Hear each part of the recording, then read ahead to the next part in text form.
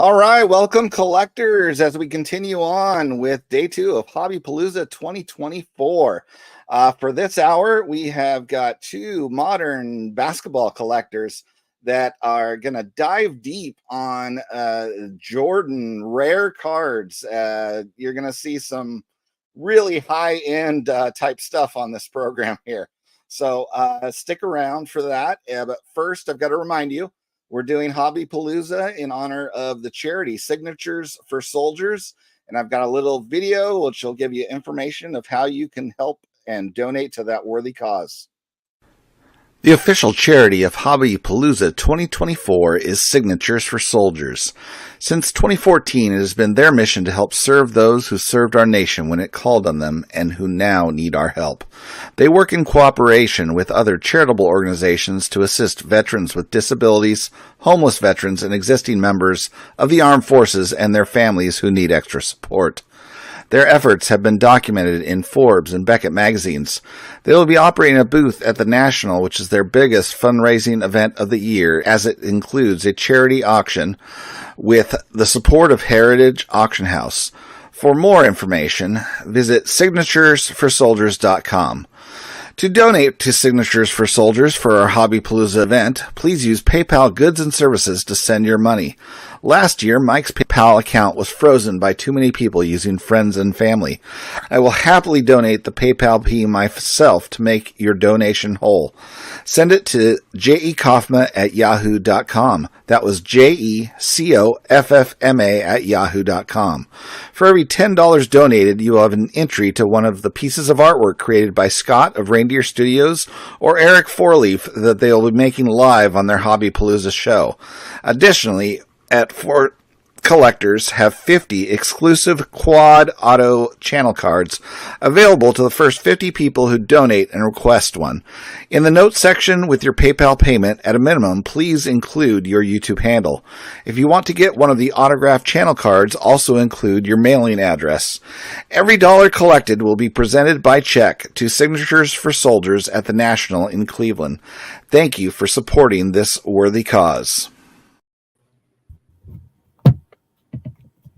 All right, this is it. I guess we're good to go. Sorry, this is the first live stream I've ever done through someone else's channel. So, guys, I guess we need to introduce ourselves. Josh, normally it's we're talking to people that are very familiar with us. Right. Josh Dawson with Northeast Sports Cards. Welcome to the live stream and Hobbypalooza.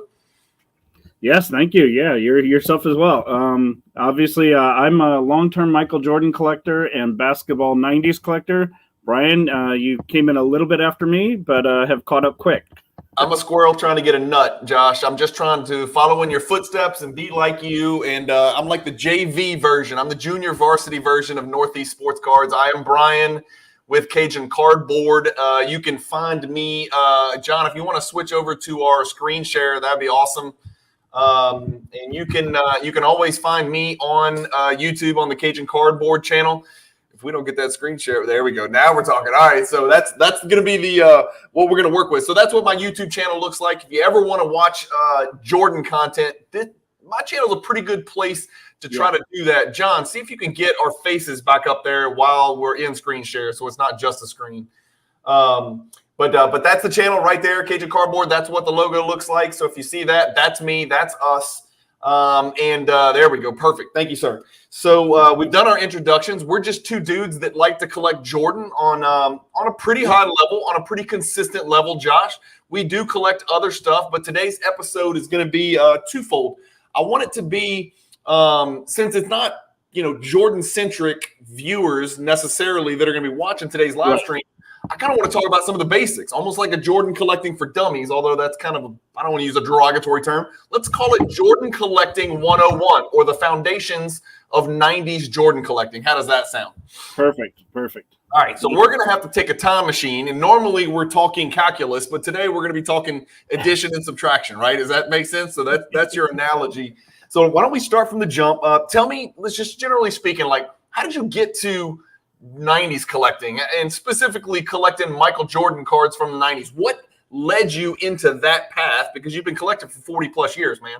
Yeah. I mean, I think like anyone similar in age to us, right? It's going to be kind of when you started. I was obviously collecting during those early '90s and mid '90s time frame. People that were born much after us or well before us in the '70s may not have been the right age to collect those players and watch them actively in the '90s.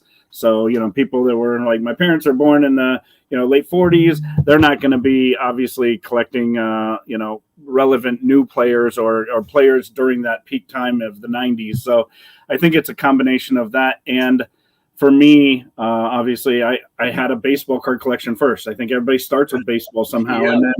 and then I gravitated towards basketball. And when I did, I wanted the best guy. And 1992, when I started collecting Michael Jordan, that he was the guy, right? Yeah. So everybody wanted Michael Jordan. Michael Jordan was winning. Michael Jordan was the top of the world, and really hasn't stopped since then. Yeah.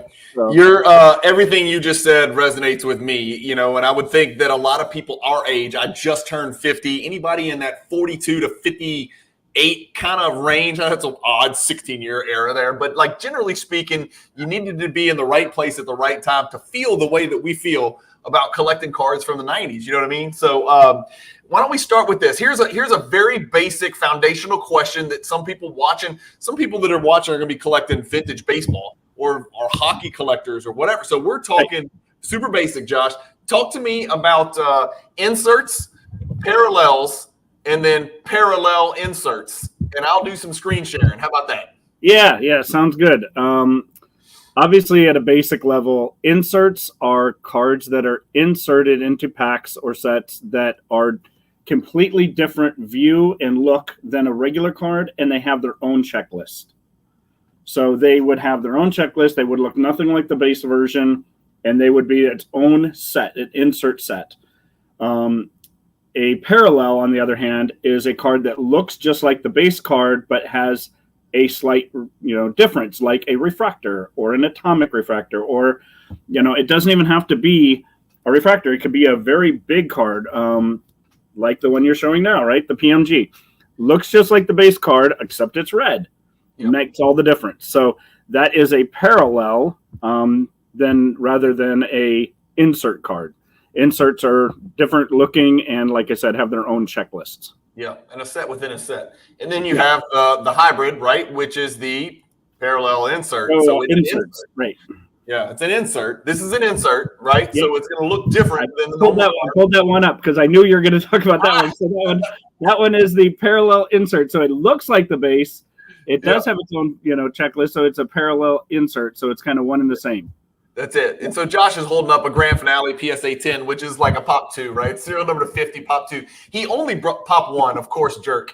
He only brought that because he knew I was going to flash a PSA 9, and he just wanted the opportunity to show his pop 1 PSA 10. No, I pulled up a couple cards that I know are inserts specifically that are not looking like the original. So Splendid Sports Cards mentioned something, the hierarchy project. That's a project that Josh and I kind of worked on and put together.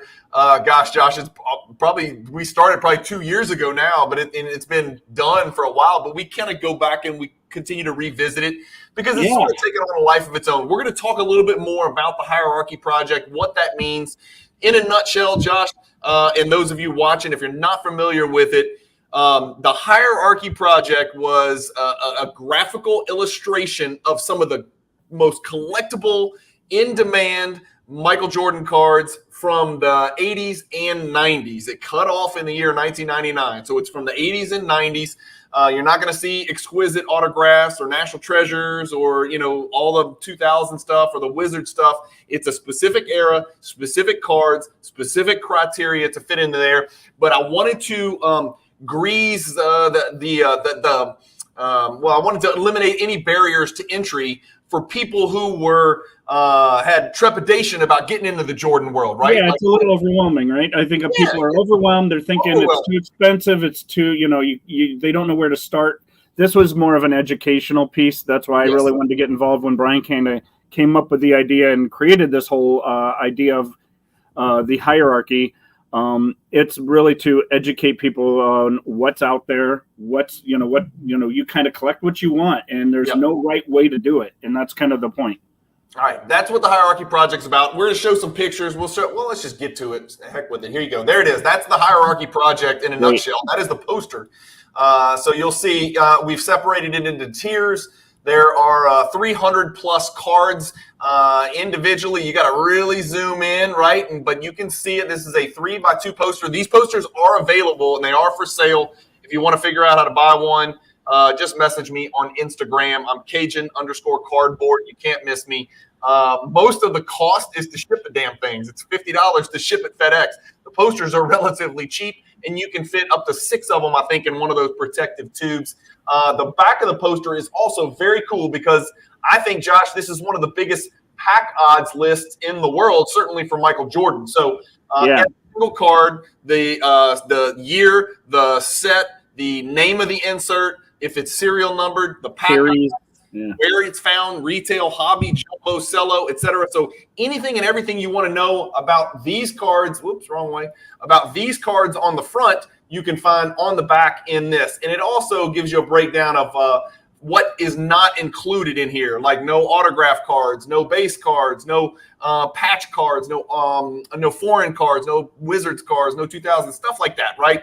So that kind of gets me off the hook for, the people who are like, where's the game jersey auto? Where's the game jersey auto? Well, it just wasn't part of the Hierarchy Project. So that's what it looks like. Here's a nice big glossy picture of tier 1, right? These are what we deemed and what, we gathered information from a lot of people out there in the hobby, Josh. This wasn't just me and you throwing some down. No, exactly. And there's always going to be, there's no right answer. So if you think, something else should belong here, it can for you, right? So I think that's the whole point is there's no right way to do it. Tremendous conversation piece. That's what this Hierarchy Project is. If you're interested in learning more about it, message me on Instagram. Easy. Right. Getting back to it. So we were talking about inserts and parallels. You explained that inserts are cards that do not look like the base cards. Parallels sort of somewhat resemble the base cards. Inserts have their own checklist within the set, right? And so am I safe to say this is Jordan's first insert right here? Yeah, it's a sticker. It's a sticker, but it's an insert. It was kind of a chase card and something that, it was at that time, right? In the 80s, it was much more frequent. It wasn't like a lottery like now. It's 1 in 30,000 packs or whatever it is. But it was an insert card that was not in every pack, and it didn't look the same as the base. That's right. So it was 1 in 1 pack odds, but there were 11 different players in the set, and Jordan obviously one of those. So the odds of you getting an 86 Fleer Jordan sticker from a pack was 1 in 11. And I know that's hilarious and that's high pop and that's, and that's where grade comes in and that's what makes it unique. You also got to remember, Josh, what were kids doing when they pulled a Michael Jordan sticker out of a 1986 Fleer pack? What would you have done? Probably. Well, maybe not. In the bicycle tires, right? The bike wheels. Click, click, click, click, click, click. Put it on your book. We had books and textbooks and book covers and crap like that. Glue it right on that Trapper Keeper. That's right. Dystra wants to know, is Jordan the most popular athlete of all time? Is he known as the GOAT around the world? I think we can safely say he is the GOAT. Team sports, certainly I would say he's the greatest of all time. That's just my personal opinion. Josh, anybody else in the I think so because, here's how I look at it. My kids never saw Michael Jordan play. They didn't know who he was, but obviously they can pick him out of a lineup now. Even if you can't pick out a lineup, people want his shoes. People still have him on their backpack, right? The Jordan symbol, the Jumpman symbol, Jordan is just synonymous with, everything great. You're the Michael Jordan of writing. You're the best writer, right? Whatever it is, it's just synonymous with greatness. So I think that's the difference with, Michael Jordan versus anybody else. Nobody's going to say you're the Mickey Mantle of whatever. I agree. And look, Chris from Missouri chimes in with Muhammad Ali and Pele. I don't think they're even undisputed GOATs in their sport. I mean, if you asked 1,000 people who the GOAT is of the sport of soccer, I think that you would have a lot of people that say Maradona. I think you'd have a lot of people that say Pele for sure. And I think most people would probably say Messi. Ronaldo. So, boxing, the same thing, man. People are going to say Joe Louis. Some people are going to say Tyson that are our age. Some people are going to say, other names. Ali. In basketball, it sort of boils down to Jordan and then, your young bucks who think LeBron's in the mix. Everybody's forgot about Kareem and nobody gives Wilt Chamberlain credit because he was playing against a bunch of, plumbers and firemen allegedly, right? So I think it's Jordan Team Sports, but not that I'm biased or anything, right? That's, the one guy that we collect. So let's keep flying. This is what Jordan's first refractor looks like. Josh, a refractor is a type of parallel. Yep. Along the lines of what you described, right? In 1993, this Finest set came out. It's the first year of what they called Topps Finest. The base card looks a lot like this. The refractor, however, was a little shiny. If you can move it around, I can't do it with a 2D image on a screen, but if you moved it around, you would see it would kind of shine a little bit in different directions and refract the light. That's where the refractor came from. So this is Jordan's first known refractor. And they didn't say refractor. So a lot of people in 1993, when it was new to them, didn't, I had a lot of people holding it. How do I know it's a refractor or not? And for me, it was easy because you just saw it, shimmer back at you and it refracted light. That's why it's called a refractor. And it didn't say it on the back. After the first year in 1994, they started saying refractor on the back to just differentiate it so people could figure it out. They are easy to tell in hand. They are not easy to tell on eBay. So if you're going to buy a 93 Finest refractor of any player, Jordan or Olajuwon or whoever you love, be careful because people will call them refractors. And then depending on how their light, for their picture is taken, they can kind of look like refractors, but you really need to have it in hand. So otherwise you'd be sending them back saying, nope, you sent me a base. Should have been a refractor. When did the insert craze begin? I know, Jordan's first insert, we just showed it. It's the 86 Fleer sticker, right? That didn't really cause the frenzy. The frenzy came when maybe 92 with the Bean team, right, Josh? 92, 93 really took off because I think that's when 93 had the power in the key. It had the scoring kings, which is just so beloved still today. Yeah. I think, for me, I was really opening a lot of 93 basketball at the time. I go to Walmart and open packs and packs and packs of 93 Ultra basketball. But 92, I think, is kind of the first year. Yeah, they had what I call shiny inserts or, really, really attractive, colorful inserts like the one you're showing now. And, prior to that, it wasn't, even though they were technically inserts like the 86 or 87 stickers, they weren't really exciting. These definitely changed and made it something to chase. And for you ultra modern collectors, you'll recognize the background pattern on this. That's the velocity pattern that you see from Optic, and from Donruss Optic Velocity. So they stole it, just so you know. Right? Optic Velocity was not the inception of the velocity pattern. This 92 Beam team was, right? There you go with the Optic. And then the other card Josh was talking about was the 1993 Scoring Kings. And this is a very important card that you'll find prominently displayed in that hierarchy that we talked about. And here's a raw copy. It is special, right? This one, I think, is, like you said, Josh, Bean Team came out in 92. In 93, when this one, I think, hit the market, I think that's when all hell broke loose. And people were like, oh, this is a thing. This is going to be around to stay, right? A big time insert here. A very condition sensitive insert. A foundational piece, whatever, collect it raw, collect a PSA 6 or an SGC 5, I don't care. A foundational piece that has to be in any serious Jordan collector's collection. It has to be in there somewhere. Yeah. And it's affordable compared, relative to some of the crazy inserts from the later 90s. It's relatively affordable. Josh, what takes things to the next level? Serial numbering in the 90s. That's what takes things to the next level price-wise, regardless of grade. So talk to me when serial numbering started to show up. Now it's an everyday thing. We are all used to it in the ultra-modern world. We even got used to it probably in the early 2000s with all the different Topps Chrome parallels and the Finest parallels, et cetera, et cetera. But when did that first show up in the 90s? Because it wasn't there in 92. It wasn't there in 93. It wasn't there in 94. 95, I'm not aware of any serial numbered. I would think 96. 96, I think, was the first numbering. And remember that, when you say it's numbered out of 289, that was actually a very low number for the 90s, right? They massively produced these products. They were, there were so many boxes. So even though it was numbered out of, 200 or 300, or in this case, 100, like the one you're looking at, 150, these cards were, not numbered to 3 or 5 or 10 like they are now.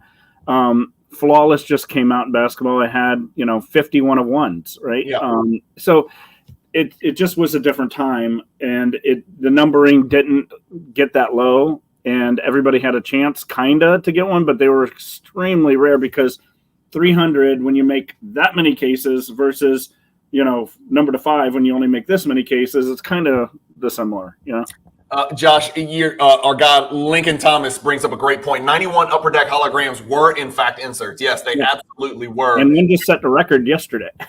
Yeah, what's that? Oh, did it? Yeah, $1,100. Oh wow. Okay. Awesome. AW1, the scoring. AW. Don't know if it was 1 or 9. But Lincoln, really, yes, they were actually very easy to acquire. They were pretty common. So really 92 beam teams is kind of where it was like, ooh, this is tough. You got to open a box. Yeah.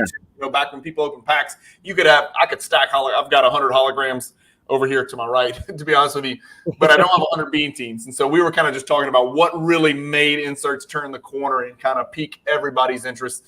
So the one thing that I think, Josh, and again, that's what this episode's going to be. We've only got an hour, but I want this episode to be an opportunity for us to reiterate to people. We flashed some huge cards, right? We've talked about only huge cards. You can get into this. You can get into collecting Jordan cards on a budget. There are ways to do that. You don't have to collect PSA 10s or BGS 9.5s. You don't even have to grade your Jordan cards. You can do this on a budget. God knows if you are buying into breaks, like ultra modern breaks, or you're buying an entire wax hobby box of anything right now, you can afford to get into the Michael Jordan market. So I don't want it's too expensive to be the answer that anybody gives to why don't you collect Jordan. I also don't want it to be it's just too confusing and too complicated, because we've tried to dummy it down and we've tried to provide a little bit of guidance, almost give people a buffet with the Hierarchy Project. So I think it can be done. Oops, I lost Josh. So here's what I want to show you. I want to show you some PSA 10 Michael Jordan inserts that are under $500. These are PSA 10s, folks. These are cards like, for instance, the first one we'll pull up. This is a 1997 Topps Chrome Topps 40. This is an insert, a Michael Jordan insert. You'll see this card in the Hierarchy Project. It is a beautiful insert. It is a Pop 90 insert. And if you're an ultra modern collector, you're like 90. What the hell? That is not very many. For us Jordan collectors, 90 is a lot. Okay. Yeah. But this is the Topps Chrome Topps 40 insert. The PSA 10 last sold for $459. That's a PSA 10. If you really wanted to pick up a PSA 8, $65. $65, you're into the Jordan collecting world. Here's another one, Soaring Stars, and this is one of my favorites, Josh. At one point, I actually stacked these. This is a gorgeous Michael Jordan insert, Pop 188, and the Soaring Stars PSA 10 last sold for $455. Dystro wants to know, what are Jordan's top 5 inserts in the Hierarchy, Josh? We'll get to that in 1 second. Just real quick on this Soaring Star. So this is an insert. Obviously, It looks different than anything. There is an insert parallel to this too, right? Which so there's one that looks $5, which would be more. But it looks the same as Soaring Stars, but then as the insert already. But then obviously it's even a little bit different than that. So that's right. Another Jordan Fleer All Stars. All right, 685 pop, $448. I just wanted to give you guys an idea. How about parallels? One of the earliest parallels, 1992 Topps Gold. You can see down here Jordan's name, Bulls in gold. It's gold labeled right down there. That's what makes it a parallel. The base card, number 141, looks identical to this, except it doesn't have the gold foil down at the bottom for the name and the name of the team. $315 for that PSA 10. Watch this. You want to buy a PSA 8 copy? $16. It costs $20 to grade a card at PSA, just about 17, whatever, depending on when you submit it. PSA 8, $16. You want to go get a Topps Gold Jordan, you can go get one for nothing, right? That's just wanted to give you guys some examples. Let's find some more, Josh. Just a couple more examples. Base. Let me find another. Come on. We're getting to some really cheap stuff. These are 135 in PSA 10, so we're not going to find any more much cheaper than that. But if you switch this up here to PSA 8, there's literally hundreds of Michael Jordan inserts that you can get for under $250 in a PSA 8 copy. Getting back to our guy's question about the top 5, Dystra's question about top 5 Jordan inserts. Let's just jump to it. We can both agree it's going to be the card in the top left, the PMG green. Yep. We can both agree it's going to be this card right here, the other green card, the essential credentials now. Yep. And probably the red. What's that? And probably the red. And then we're certainly going to talk about the red, right, which is the card that I flashed a little bit earlier. But you guys can see it on this one just as clean. And then, Josh, again, this is where it's just like dealer's choice, man. I mean, you're splitting hairs.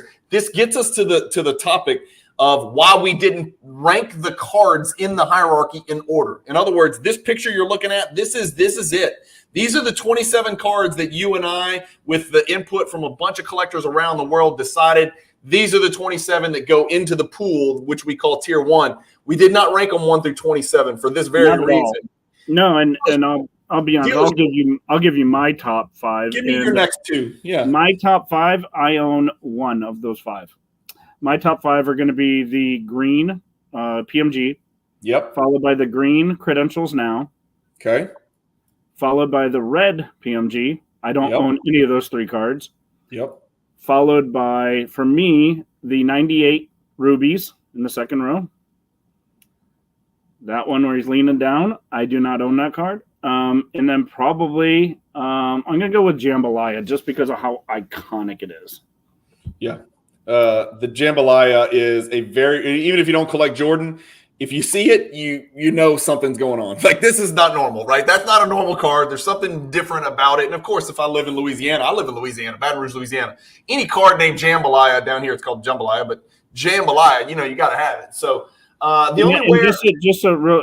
Real quick. So people that don't know, and maybe they're not familiar with that card, it is round. So it looks like it's square in that picture, but it is a round card. It's a big circle or oval. Yeah, it's an oval. It's a black background. That's why it looks like it's a full card. So the only place that I would go different from you, Josh, is I would go green, PMG red. And this is just my personal preference. Yeah. I would go championship PMG right here with the Chicago skyline in the back and the scope pattern, and then I would go 98 PMG. That's just my personal opinion. That would be the still only on one of them. Yeah. Somebody asked about the Dunkin' Go Nuts. The Dunkin' Go Nuts is in the hierarchy project. Yes, Baker, it's in there, but it definitely does not belong on tier 1. I don't think anybody would argue that it does, but it is a big boy card. And you'll see in here, it's not just the rarest of the rare, because we've got the 86 Fleer and we've got the Star 101. Neither one of those cards are rare by Jordan standards. They are not rare, right? The 86 Fleer is certainly not rare. I think there's Josh, like 40,000 graded or something crazy like that. It can be very valuable in a high grade. Here's the question. Splendid Sports, would any Jordan cards break the $12.6 million mantle record if they sold publicly? I think it'd be tough.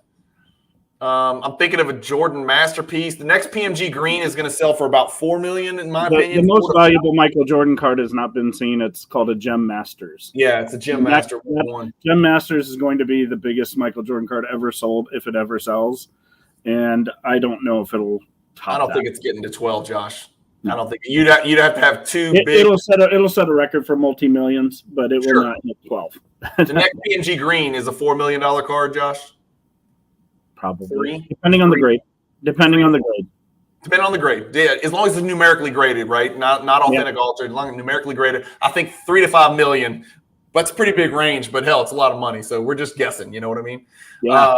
Jordan rookie card, Henry, to answer your question, it's chaos right now. So a PSA 10 recently sold for, I think, over 300, and then another one sold for 180, and then another one sold for 292.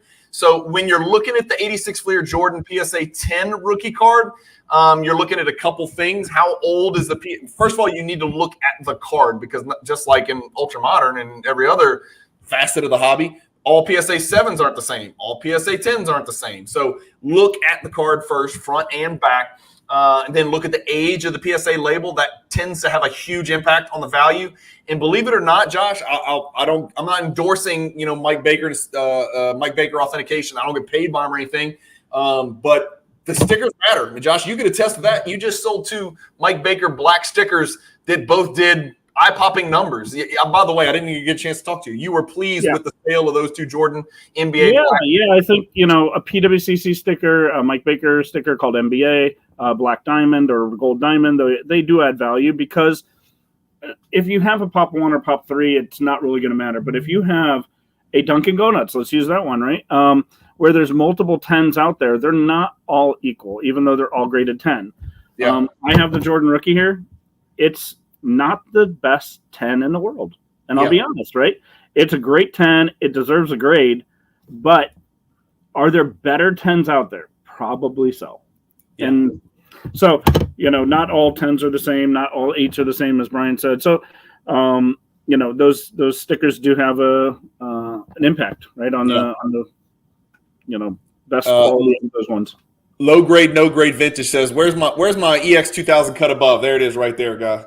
There you go. That's in tier 2, page 2. Can't miss it. Right there to the left of the titanium, right underneath. One of my favorites, by the way. One of my favorite inserts. Go ahead, Josh. You can tell him. I know what you're getting at. No, it's one of my favorites. Josh, when I went into the National in 2006, I wanted one of those, and I walked away with 4. Yeah, and they're $100 a piece at the time. Yeah, Clemente Collector. Yes, the Star has far surpassed the 86 Fleer. It's a significantly more. It's not a rare card, but it is significantly more rare. Many fewer printed than the 86 Fleer. So I think the PSA 9 just did 900,000, 925 or something like that. The 86 Fleer PSA 10 does anywhere from 180 to 300. It is that chaotic right now in the hobby. So the Star has far surpassed, especially now that PSA grades the Star. I think, Josh, isn't there 3 BGS 9.5 stars? I would assume those would push $1 million if a PSA 9. They're huge. Yeah, they're huge. Yeah. Even though I think BGS has definitely taken a backseat to PSA, right? I think that grade in that card is going to be significant. I think so too. Josh, talk to me about die cuts. What are die cuts? And let me see if I can pull some up on. You got one right there. Yeah, we can go right back here. Yep. So do you see how this card's rounded? That's it. Anything that's cut off the card, really. They have some amazing die cuts. So I got one here that's handy. Yeah. This guy is cut around the edges on every single edge. There's nothing flat about this card. Even the top that looks like it's flat is cut to an angle. So there's cuts everywhere. It is, all kinds of die cut, right? That's maybe a better even view of it, just to see the shape of the card. Yeah. So die cut cards, the Jambalaya is a die cut, right? It's rounded. Anything. I am particularly a fan of die cuts. Again, I don't know if that's a 90s insert, 90s collector mentality. I know some new baseball collectors that hate die cuts, but for me, I love die cuts, and I think they're cool. They had some cool cards in baseball. They were called Topps Laser, and they lasered out every little bitty etch of every card. And some of the other ones, this is a good example. Do you consider this a die cut, Brian? I do, because it's kind of punched in. What do they call that? Laser cut, maybe? Yeah. So this is not die cut around the edges, but it is see-through, and they cut out all those little bitty holes to make Jordan's face. Yeah. So I consider this a die cut card. I agree. And that kind of card, again, being under the stipulation of die cut, I think that's one of my favorites. So Josh, Clemente Collector wants to know, and this is a 2-part question. Okay, so the first question, let's just answer it together. It's a 1-word answer. I'm gonna add a word. During COVID, did you guys sell Jordan cards because of the market, or did you hold? No and no. No and no. Now take out Jordan. During COVID, did you guys sell cards because of the market or hold? Yes and no. Yeah, I sold the hell out of some cards that were not Michael Jordan, and yes, made buku money. I think a lot of people were playing that game, and it was a blast, and it was fun, it was crazy, and you didn't know what was going to happen from one week to another, and it's nostalgic. I know it's just a few years ago, but it's already, Josh, nostalgic to think back. Yeah, I mean, it's so for Clemente Collector, when the Michael Jordan rookie card got crazy, I did consider selling. I just thought, oh my God, it's so high now. I did not sell it. Still have the old one, but I don't regret it either. I got into it at a very fair price, and so I don't mind that it went up and came back down. Sure. If my entire PC dropped in half in terms of value, would I be upset? Yes. Would I sell it?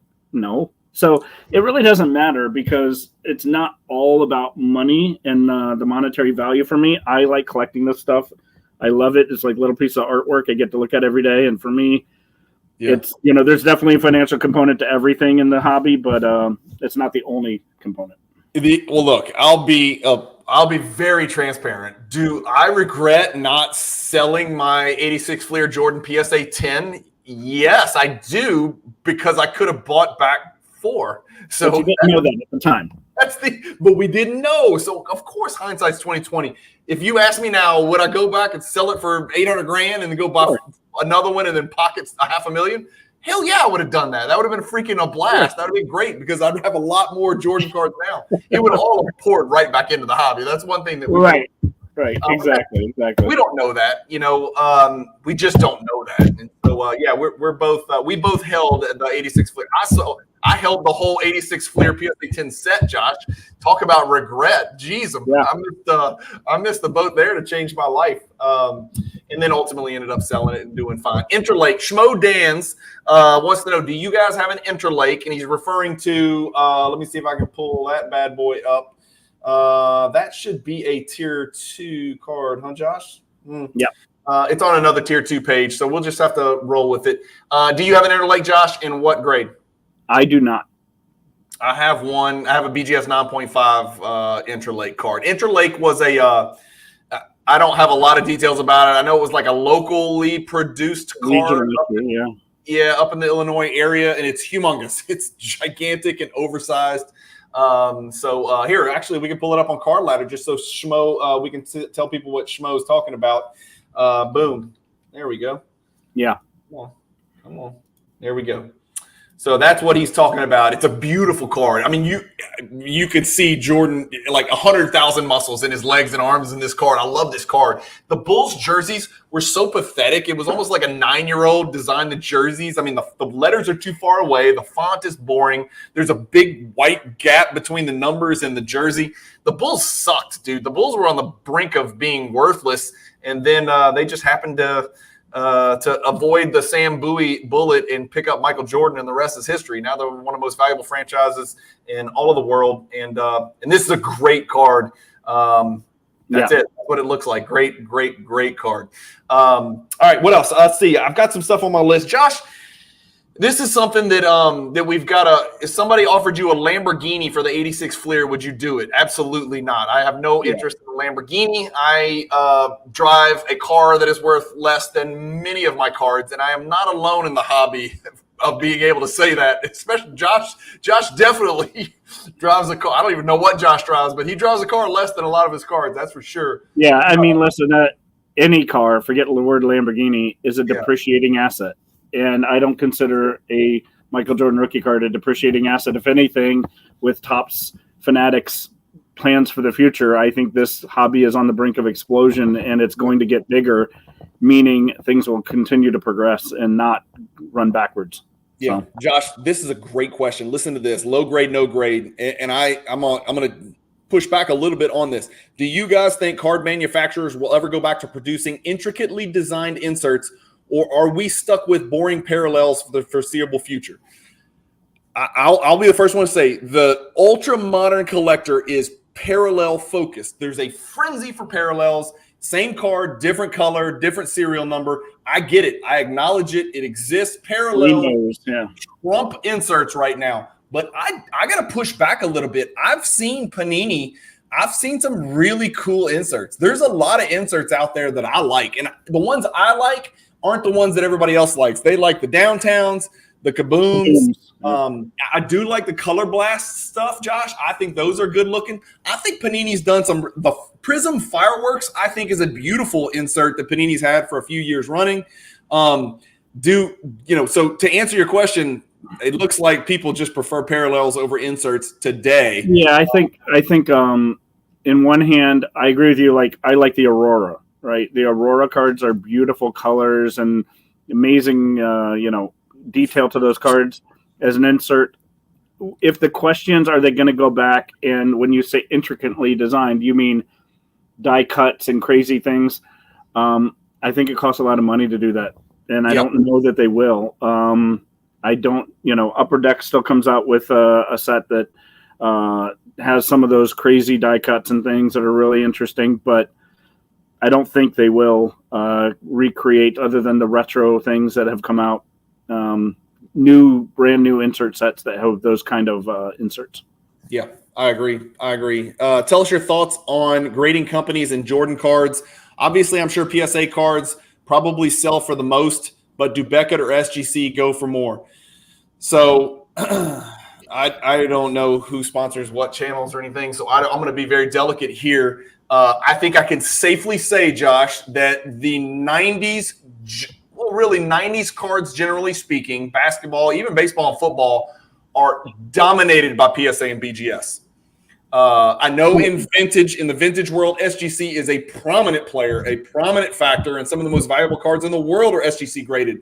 For Jordan specifically in the 90s, you just don't see anyone grading cards with SGC. If somebody buys an SGC Jordan card from the 90s, it is quite likely they're going to crack that card out of there and submit it to PSA or BGS, probably PSA now. Am I wrong? No, you're absolutely right. And I think, does it probably sell for the most? By far, it sells for the most. There's no question. The facts don't lie. PSA has a guarantee. If it's slabbed, it's real, whether it is or not. And they have a money back guarantee, and that goes a long way. So, I've used it twice. Have you? Yeah. Yeah. So I think that's the big catch, right? That regardless of your thoughts, or if you love BGS or SGC or whatever you love, the fact is identical cards sell for more in a PSA 10. They do. In fact, it's gotten to the point, Josh, I've been paying close attention to this and watching it because I thought that the gap would widen, but it's actually shrinking. PSA 9s are now pushing up against BGS 9.5 prices. A mint PSA is pushing up to the same level as a gem mint BGS. And I think a lot of it has to do with ultra modern collectors are starting to get back into the 90s, and they don't give a shit about BGS. They don't care. They don't care. And so the first thing that they're doing, if somebody, is collecting Patrick Mahomes and then decides, you know what, this Cajun guy's got a big mouth, I'm going to go look at the Jordan stuff. The first thing they're going to do is look at PSA, because PSA is what resonates now. That's what people care about now. PSA 10 or bust. The bad news. You have BGS cards. I have BGS cards. We both have PSA cards. So it's not like we're only collecting one thing. I am more of a PSA guy by far. Just because we're talking about Jordan specifically, I don't own SGC cards, but that's nothing to knock against SGC. They're amazing with the stuff they're doing. But for Jordan stuff, I personally just wouldn't have it in SGC holder. So I agree. It's almost like SGC's got vintage. SGC's got ultra modern. I know some people like that, but it's missing this in the middle. BGS has no vintage. The BVG, I guess, a little bit, but nobody, I don't know. Somebody else can speak on that. But Beckett was really big from, the late 80s to early to mid 2000s cards. BGS was really big, more popular than PSA.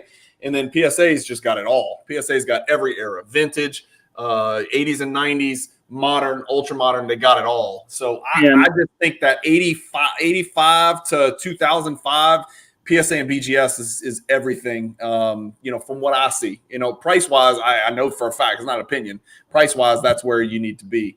I like collecting BGS, Josh, because I get a discount, right?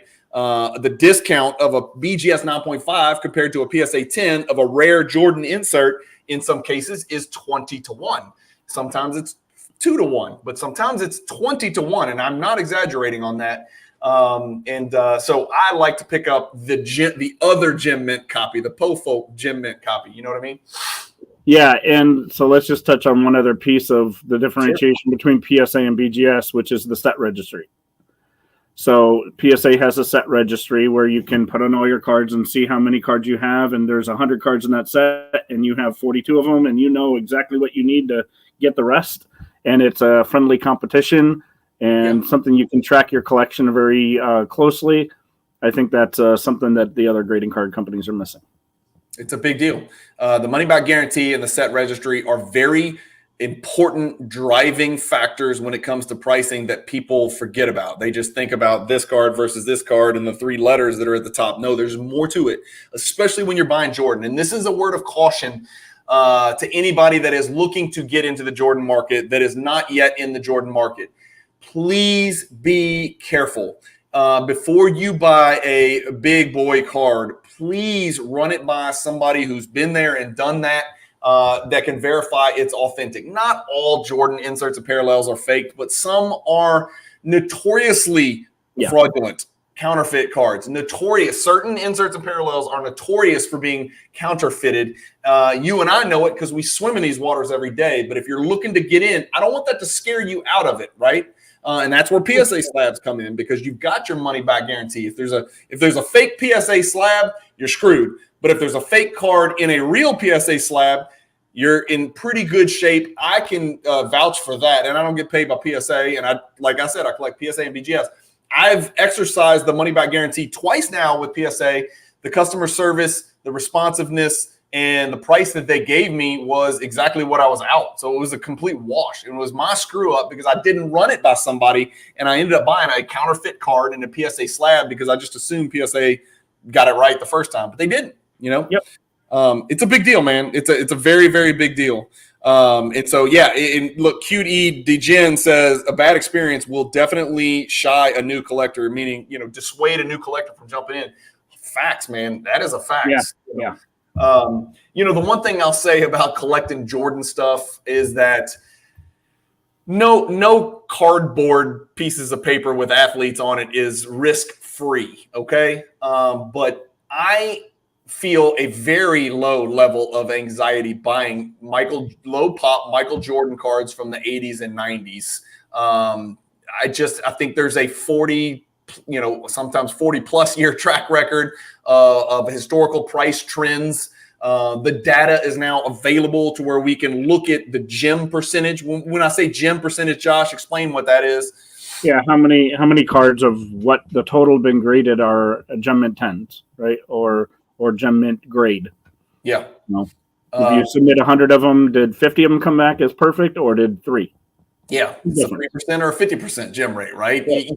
We've got tons and tons of data with Michael Jordan. You know what we don't have tons of data with? Even Luka Doncic or Jason Tatum or I don't know any football stuff. Aaron, we've got a good bit of data with Tom Brady now because it's damn near pushing 20 years, right? I guess, right? Yeah. So the further you get away from when cards were released, the better idea you have. One guy that we don't have a lot of data on, Josh? Who I'm thinking of? Victor Wembanyama, a guy that we would love to collect. But you know what? We're scared to death. I am. Yeah, I personally bought 3 Wemby cards 12 days ago, and they're 40% down. You took the plunge, Josh? No, I bought them for, they're inexpensive. Okay. Yeah, okay. I think I paid $150 for them, and they're sitting at like 80. Yeah, it's crazy. It's crazy. Like, because I bought those ones that were base and huge pop, right? But they're going down tremendously fast. It's not to say Wemby's not a good investment.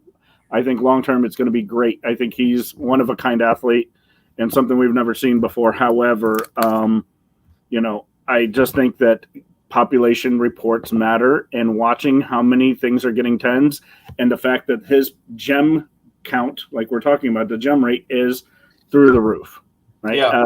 Tons of things are getting graded, and tons of things are getting 10s because they're brand new cards. Yeah. Bobbles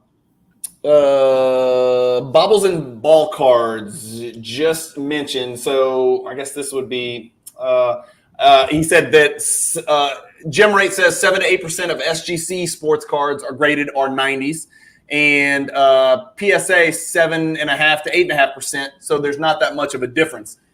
Then he obviously points out the volume for PSA is much larger, therefore the quantity is going to be much larger. What we're specifically referencing is Michael Jordan. So Michael Jordan SGC on eBay, when I plug in that search and I search it, I get 5,600 results. When I plug in PSA, I get 57,000 results. So that should give you some idea that there are more PSA than SGC. And when I plug in BGS, I'm going to get 14,000. So more than twice as many SGC. So that just kind of buffers what we were saying. And I'm not saying it's wrong. I'm just saying you're not going to extract max value out of 90s Jordan stuff if you're putting it in SGC slabs. And if you're buying it in SGC slabs, I'm not telling anybody what to do, but you're just you're collecting in a way that's different from others, which is fine because and whatever you like, right? I met somebody just yesterday in Virginia that said they'd rather have a BGS 2 than a PSA 2. Yeah. He knows a PSA 2 is worth more. Yeah. He wants that BGS slab in the 2. And whatever suits, whatever kind of tickles your fancy. But, I think it really depends on, I have that particular stance on an 8.5. I'd rather have an 8. Why? I mean, it's worth less. It doesn't make sense. But I don't like half grades. It's just a personal preference. So kind of collect what you like. Yeah. Yep. Josh, getting before, I think we got like maybe 8, 9, 10 minutes, something like that. Before we leave, I want to show people something. If you are interested and you happen to be picking up this live stream or maybe after the fact when it goes, however that works out, I've got something on my channel called Explore the Card. Okay. It's a Michael Jordan. It's only Michael Jordan. It is an episode. I used to do it every Friday, and then I just started to branch off. Now I'm probably every other Friday. I've got 70 episodes in the book, and you can see if you go to the playlist in my channel, it's called Explore the Card. It's a deep dive into a Michael Jordan insert or parallel. So if you want to know more about a particular Michael Jordan card, these are the episodes for you. If you want to figure out, maybe the Scoring Kings is the card I want. Well, here you go.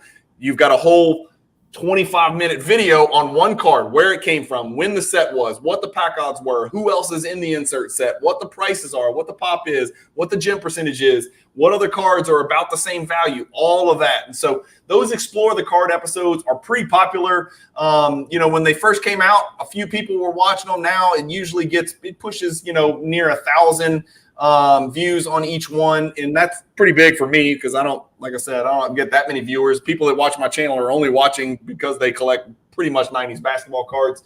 So that is something good that you can find on the channel. And then getting back to the other thing was our hierarchy project is there's a specific playlist for that as well. That is the very first thing that you should watch if you're interested in collecting Michael Jordan cards. Not because we're never gonna say go buy these cards.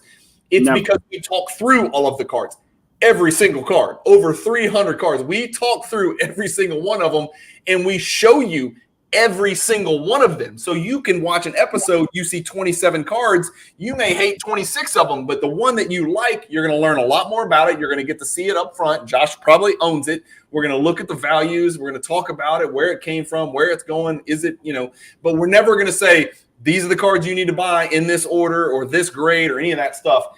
Another video that I think I've done in the past that I'm kind of proud of is 23 ways, not coincidentally, 23 ways to collect Michael Jordan basketball cards. So the whole Michael Jordan world is very overwhelming, right? Just like it would be if we were collecting Shaquille O'Neal or Kobe Bryant, right? There's a million different directions you can go.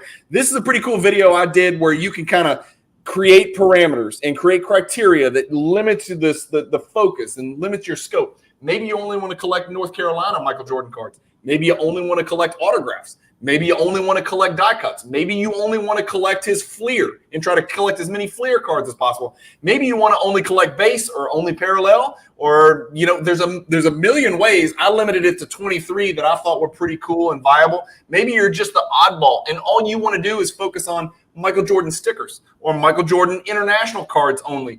See all the different ways you can kind of attack this thing. And so that's just one way to kind of differentiate yourself, sort of from everybody else. So that's it, Josh. What else? What else can we tell people? Michael Jordan collecting 101. Anything else you could think of that people might want to know?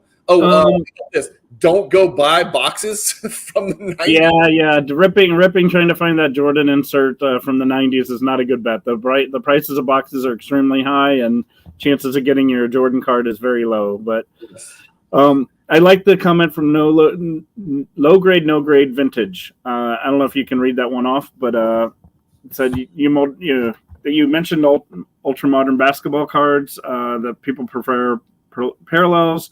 Do you think this impacts the demand for 90s inserts as an entire generation of collectors? Maybe. I don't know. Yeah, I mean yeah, I don't know. That's the risk, right? Like I said, nobody's no risk. That's a great point. The same question is being asked about Prism. Prism, we had Prism from 2012 to 2024. And then at some point, Fanatics has taken over, and there may or may not be any more Prism.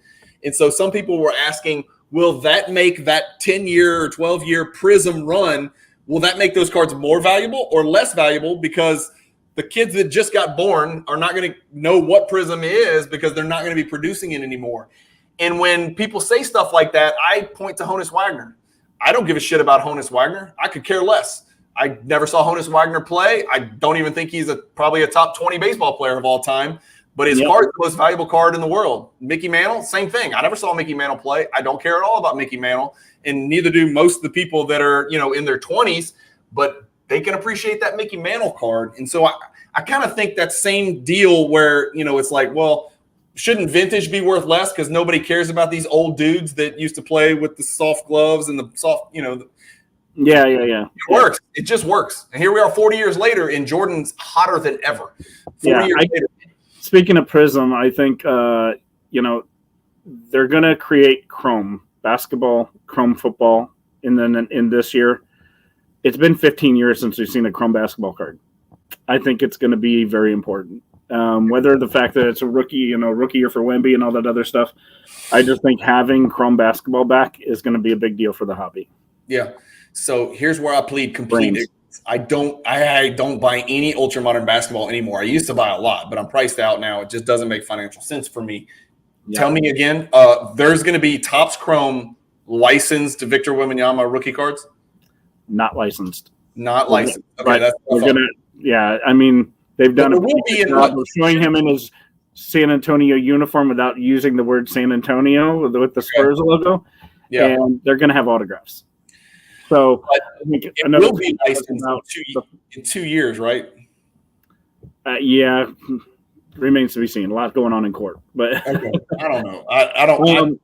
One of the other comments mentioned, no Wemby or NT or Flawless, which is a crying shame. Yeah, I mean they're making them, but they're not going to be autoed. So having one company have the autos and the other company having the licensed product truly doesn't offer an RPA, a rookie patch autograph card, which is what everybody wants, and that is a crying shame because that's a big problem for a lot of collectors, and it hurts the collector at the end of the day.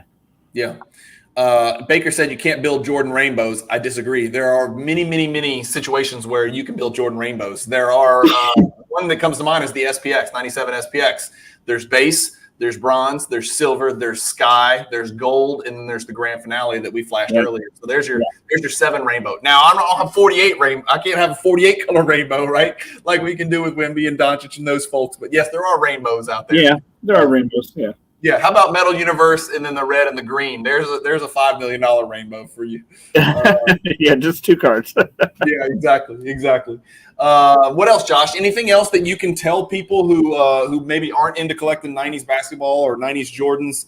I mean, where do you buy? Where do you buy? There's a good one, Josh. Where do you buy your cards when you add 90s basketball cards to your collection? Usually auctions, only because I take that back.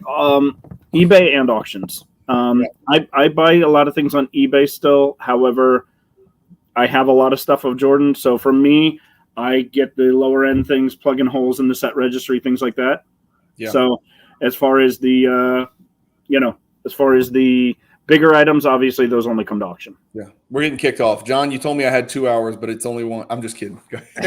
Yeah. Good show, guys. Yeah, we got to cut this thing off. So time to say goodbye. Thanks for coming on Hobby Palooza. Thanks, guys. Thanks for having us. Check out the Cajun Cardboard YouTube channel, and then you can catch either one of us on Instagram. Our IG handles are on the screen. Thanks, guys. Thank you.